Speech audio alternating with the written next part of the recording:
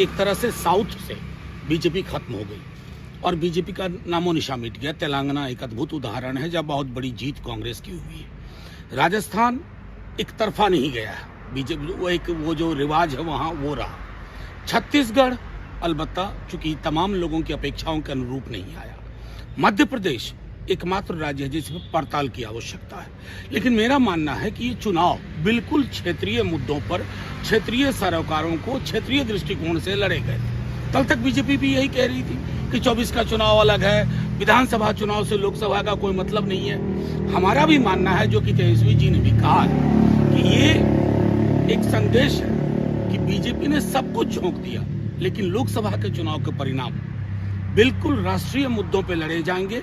और इन परिणामों का, जिसमें बीजेपी आज पटाखे चला रही है, उस दिन का वो इंतजार करें जब राष्ट्रीय मुद्दों पे चुनाव होंगे। रोजगार पर चुनाव होगा, दवाई पे चुनाव होगा, सिंचाई पे चुनाव होगा, लोगों की थाली पे चुनाव होगा, और उस चुनाव के नतीजे बीजेपी को परेशान करेंगे।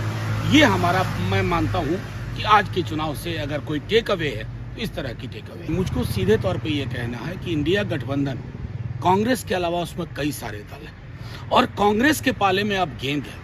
कांग्रेस चूंकि अभी भी हमारा मानना है कि अगर आप राजस्थान का ही चुनाव देखें या मध्य प्रदेश देखें, कांग्रेस मैक्सिमम फुटप्रिंट की पार्टी है। लेकिन कांग्रेस को भी इस हकीकत को अंगीकार करना होगा कि इंडिया गठबंधन के माध्यम से हम नरेंद्र मोदी जी की आत्ममुग्ध राजनीति का विकल्प आत्ममुग्धता नहीं होगी, एक सामूहिकता में होगी। और मैं समझता हूं इसको कांग्रेस गंभीर चिंतन इस पर करेगी। संभवतः 6 तारीख से आप देखेंगे कि एक बेहतर रवायत की शुरुआत होगी। बीजेपी के लिए बिहार, छत्तीसगढ़ और मध्य प्रदेश नहीं है। मध्य प्रदेश, छत्तीसगढ़, राजस्थान बीजेपी तब भी थी जब बीजेपी बिहार में उसको 5 सीट भी नहीं थी।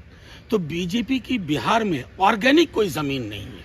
और जिस राज्य में आपकी ऑर्गेनिक जमीन नहीं होती है ना, उस राज्य में आप पटाखे चला लें छत्तीसगढ़ के नाम पर, लेकिन आपके कार्यालय का जश्न टिकेगा नहीं। देखिए, मेरा मानना है कि जो नीतीश जी ने कहा था या लालू जी ने कई अवसरों पर कहा है, तेजस्वी जी ने कई मीटिंग्स पे कहा कि एक सामूहिकता के चिंतन के साथ हम लोगों को आगे बढ़ना होगा। क्योंकि इंडिया गठबंधन का जब निर्माण हुआ तो उसके आर्किटेक्चर में सामूहिकता है, कलेक्टिव है, और वो कलेक्टिव ही ये सेल्फ सेंटर्ड पॉलिटिक्स का विकल्प है। और मेरा पूरा यकीन है इस पर काम शुरू हो जाए।